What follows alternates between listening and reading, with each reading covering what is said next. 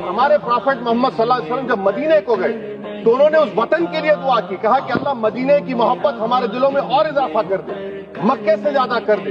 تو یہ اسلام مسلمان ہونا، ہمارے ایمان میں ملک کی محبت بیچ میں نہیں آتی، اور ملک سے محبت ہے اور رہے گی ہمیشہ، کیونکہ یہ عظیم قربانیاں یہاں پر شامل ہیں جنہوں نے جنگ آزادی میں حصہ نہیں لیا۔ آج اگر وہ وطن کی محبت کا درس دیں گے تو بڑا غلط ہوگا۔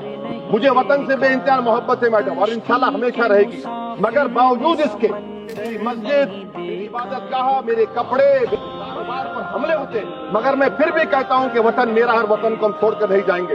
مگر حب الوطنی کا کیا مطالبہ ہے؟ حب الوطنی یہ کہتا ہے کہ وطن سے محبت ہے تو ظلم کو ختم کرو، غریبی کو ختم کرو، بے روزگاری کو ختم کرو، جبر کا خاتمہ کرو، امن کا گہوارہ بناؤ، پاکستان کی دہشت گردی کو ختم کرو، ایکسپلائٹیشن کو روکو، شرارت کو روکو، ملک کے خلاف کی جانے والی سازش ختم کرو۔ میڈم، بھارت ایک چمن ہے جہاں پر ہر پھول کو کھلنا چاہیے، اور اگر کوئی اس پھول کا اگر پورے پھول کھلیں گے تو اس کی خوشبو سے یہ وطن مؤثر ہوگا، مگر اگر اس چمن کا مالی یہ کہے گا کہ ایک ہی پھول کھلے گا، تو میں ذمہ داری کے ساتھ کہہ رہا ہوں اگر ایک ہی پھول کھلے گا تو وہ صحرا بن جائے گا، اور مالی نہیں رہے گا، وہ جلدات کہلائے گا۔ تو اسی لیے میڈم ہم امید کرتے ہیں کہ حکومت اس پر زور جبر نہ کرے۔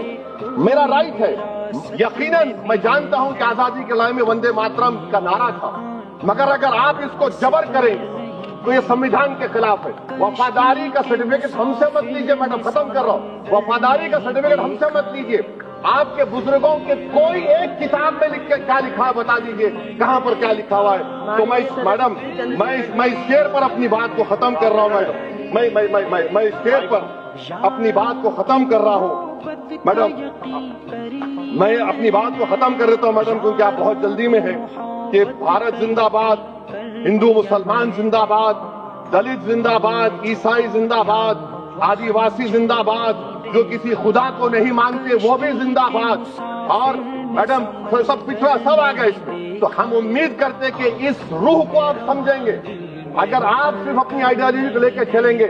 اور آخر میں میڈم، جناب بنکم چندرا صاحب کے بارے میں آپ کے سامنے ڈاکیومنٹ لے کر رہا ہوں کہ انہوں نے بی اے کا ایگزام پاس نہیں کیا تھا، 7 مارکس سے فیل ہو گئے تھے، یہ بھی رکھ رہا ہوں۔ تو آپ اس کو لٹرری جائنٹ بتا رہے، یہ نہیں ہے۔ بہت بہت شکریہ۔